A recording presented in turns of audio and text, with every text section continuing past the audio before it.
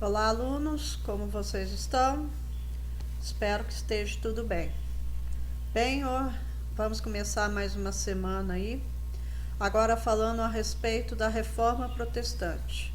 A Reforma Protestante, ela inicia-se a partir do século XVI, na região que hoje nós conhecemos como Alemanha, mas que na época era o SIRG, o Sacro Império Romano Germânico, que formava ali uma região na parte central da Europa que ficava sob controle da igreja, tá?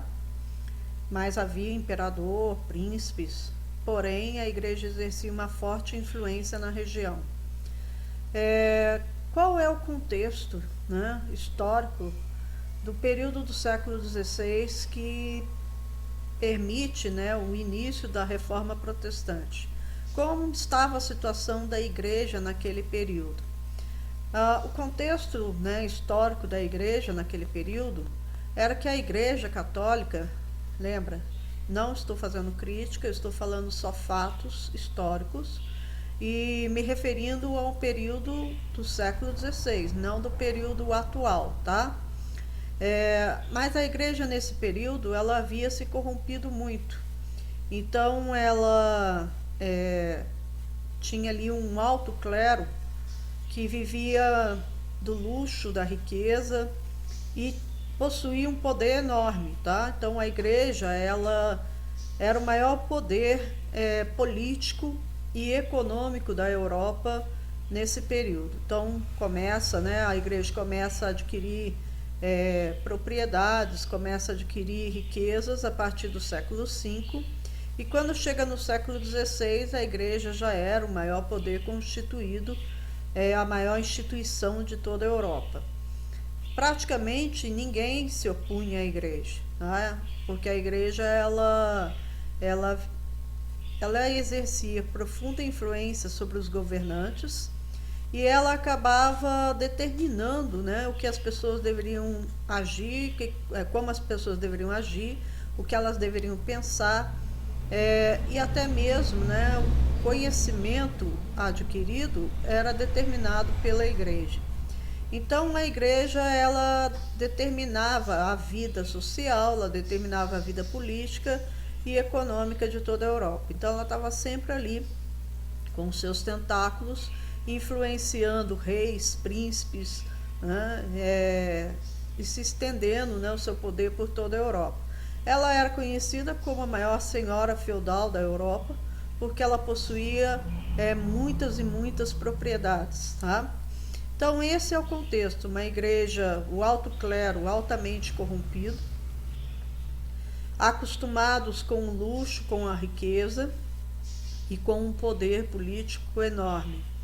E a população era uma população submissa, uma população ensinada, né, por aquela igreja corrompida, muitas coisas que contradiziam, né, a própria Bíblia. E porém as pessoas, elas não tinham acesso à educação, elas não sabiam ler, escrever e muito menos tinham acesso a uma Bíblia, que era muito, muito caro. Então as pessoas acabavam adotando como verdade indiscutível o que era ensinado para elas dentro da igreja. Praticamente, se você não fosse católico, você não seria nada na Europa, né? Você não seria aceito no meio social. Na Europa Ocidental, pelo menos, tá, gente? Na Europa Oriental predominava a igreja ortodoxa. Então, a igreja católica, ela tinha esse predomínio ali em toda a região, né, da Europa Ocidental. E as pessoas, elas eram muito submissas e muito supersticiosas também.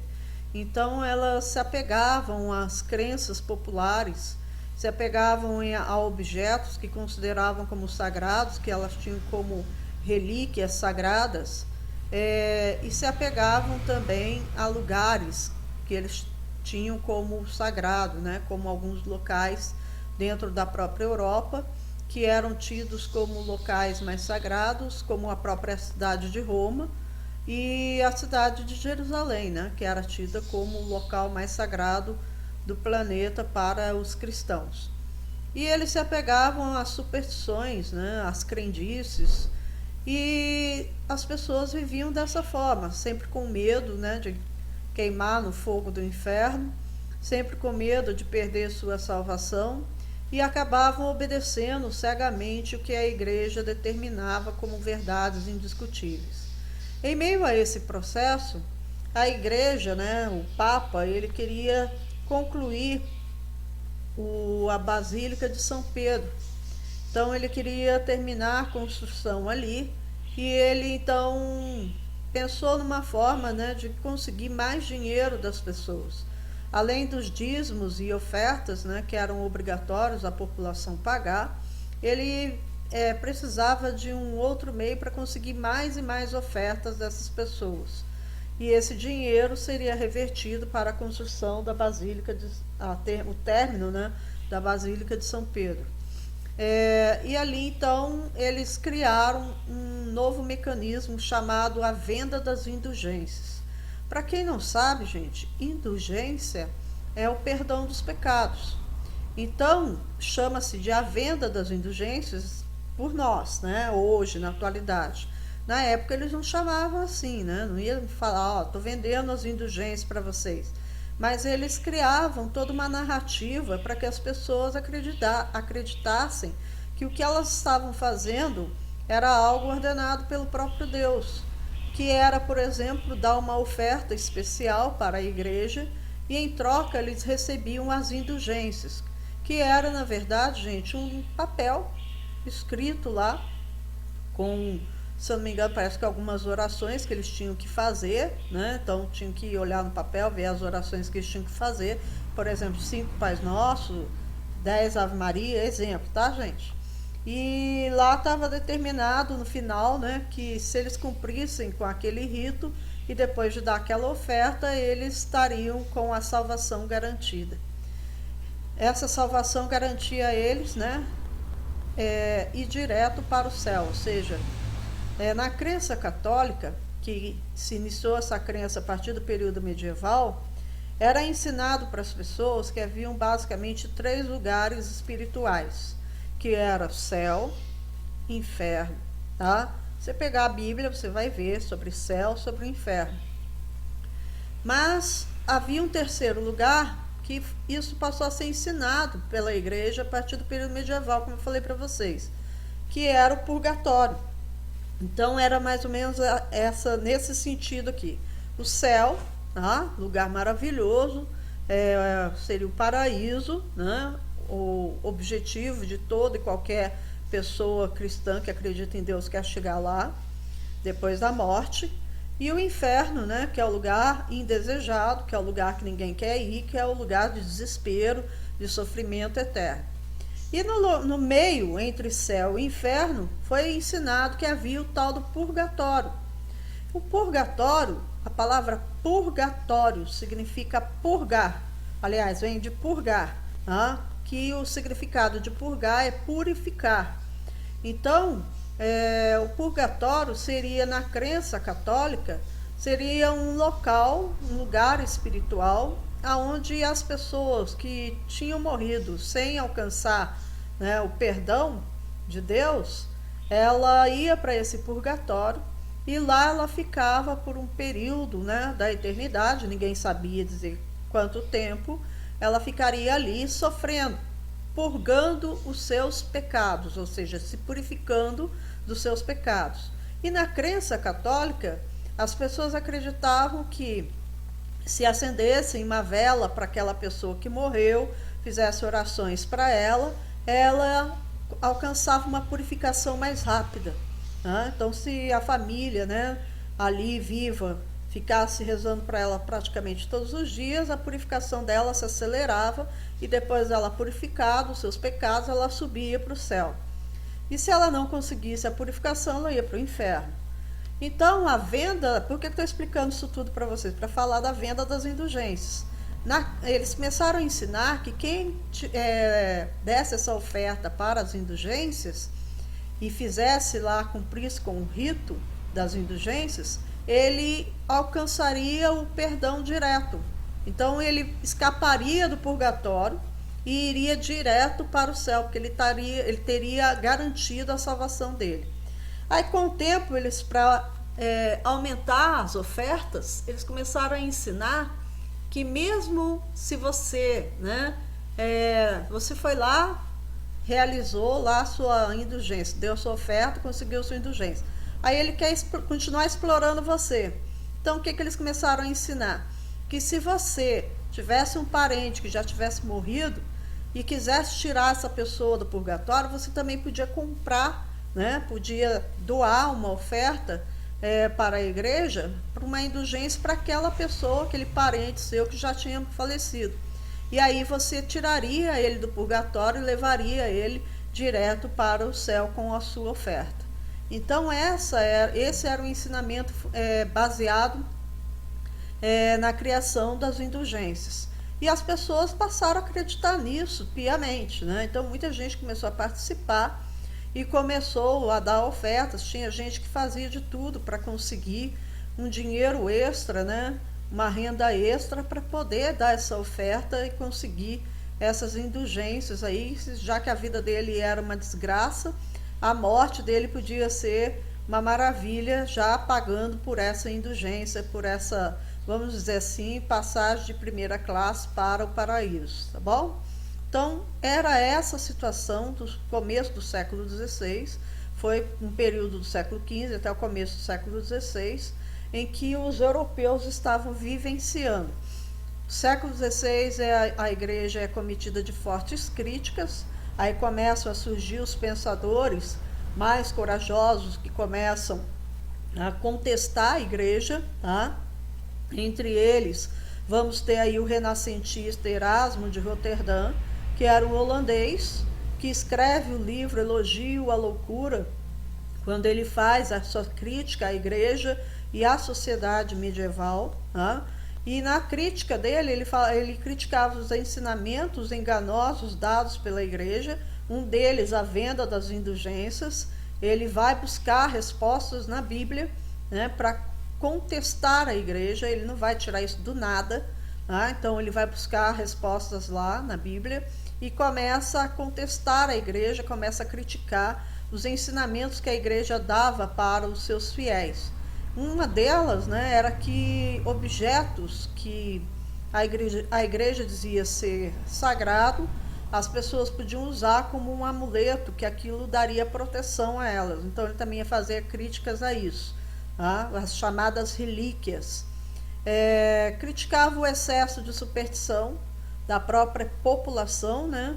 Que a igreja ela não condenava essas superstições, ela não ensinava a população da maneira como deveria ensinar, e a mercantilização da fé, como as indulgências, né? Então as pessoas eram exploradas de todo e qualquer jeito. E o Erasmo de Roterdã ele fazia essa crítica. É óbvio que ele passa a ser visto como uma ameaça pela igreja e sofre uma perseguição. Ele não acaba deu branco agora, na Inquisição, porque ele estava mais distante de Roma. Então ele era lá da Holanda, então mesmo assim ele sofre perseguição na região dele. Além de Erasmo de Roterdã, teve vários outros, né, que foram grandes pensadores da época que contestavam a igreja. Aqui nós temos o Vaticano, né, que é aqui a Basílica de São Pedro, né? E o Vaticano é todo um complexo, né? Tem várias capelas, né? Mais a Basílica, que é a praça central, né, do Vaticano. Então aí seria a sede do poder católico, né, da Europa medieval, e hoje sede do poder católico no mundo inteiro. Até que surge uma figura, né, Martinho Lutero. Martinho Lutero, gente, ele é um católico, tá, do século XVI. Ele, além de católico, ele era do próprio clero. Então ele não era do alto clero, ele era do baixo clero. O baixo clero não era corrompido, o baixo clero era mais preocupado com as questões espirituais do que com as materiais. Eles eram mais preocupados com a leitura bíblica, com oração, com boas obras, né? E o Martinho Lutero, ele faz parte desse grupo. Martinho Lutero, ele era filho de um acho que era, não, é dono de mina, ele era um minerador, o pai dele era um minerador, e ele trabalhava muito duro, o pai dele. E ele não queria a mesma vida para o filho. Embora ele trabalhasse muito duro e não quisesse a vida dura que ele tinha para o filho, ele também era muito duro com ele, né? Muito rígido na educação. E ele então encaminhou o Martinho Lutero para a escola, né? Então passou a pagar com certas dificuldades os estudos de Martinho Lutero, e ele era bem inteligente, Martinho Lutero, e ainda na adolescência ele foi para a faculdade, estava com em torno de 16 anos de idade, ele foi para a faculdade, o pai havia encaminhado para que ele fosse estudar direito. E lá nesse período, né, século XVI, século XIV, XV, XVI, quem fosse estudar direito, medicina, necessariamente tinha que ter no seu currículo curso de teologia. E o Martinho Lutero, então, foi fazer direito e começou a ter cursos de teologia. Ali ele teve acesso a algumas partes das escrituras, né, da Sagrada Escritura, da Bíblia. E ele começou a gostar muito da teologia, muito, muito mais do que do direito. E um belo dia ele foi visitar o pai dele, e quando ele estava retornando, né, que ele foi visitar a família, ele estava retornando para a faculdade, ele passa por uma situação bem assim difícil, que ele pega uma tempestade no caminho, ele tinha que passar por um bosque, e essa tempestade ficou tão violenta que ele achou que ele ia morrer. E ele então chega a cair do cavalo, literalmente, né? E ali, quando ele leva aquele tombo, ele pede para Deus ter misericórdia dele, que ele, se Deus o livrasse da morte, ele passaria a servir a Deus por toda a vida dele. E ele então, a tempestade vai cessando e ele volta para a faculdade, e ali ele fica com aquela experiência que ele teve, muito marcante, e ele então fala, eu prometi a Deus, agora eu vou cumprir. Ele então larga a faculdade de Direito, contrário ao que o pai dele queria, ele vai contrariar bastante o pai, né? O pai não gostou nem um pouco, e ele acaba se embrenhando num seminário, né? Onde ele vai estudar para se tornar monge. Se eu não me engano, ele é da ordem dos beneditinos, se eu não me engano. E o Martinho Lutero então começa a fazer os seus estudos ali, eram estudos demorados, e ele passa a ter acesso à Bíblia, e ele começou a estudar mais a Bíblia e a se dedicar aos seus estudos ali. E chega um momento em que ele se forma e se torna monge. Ele vai para um seminário, para um mosteiro, e ali na região onde hoje é a Alemanha, e lá ele se dedica, né, à sua vida religiosa, a uma vida bem austera, acordava de madrugada para fazer suas orações, sempre estava em jejum, estudava muito a Bíblia, né? Então ele era um cara bem culto, bem inteligente, e ele se dedicava a esses estudos. E assim foi indo, até o momento em que ele vai mudar vamos dizer assim, a história do cristianismo, tá? Vou parar por aqui e a gente continua na próxima aula. Fiquem com Deus.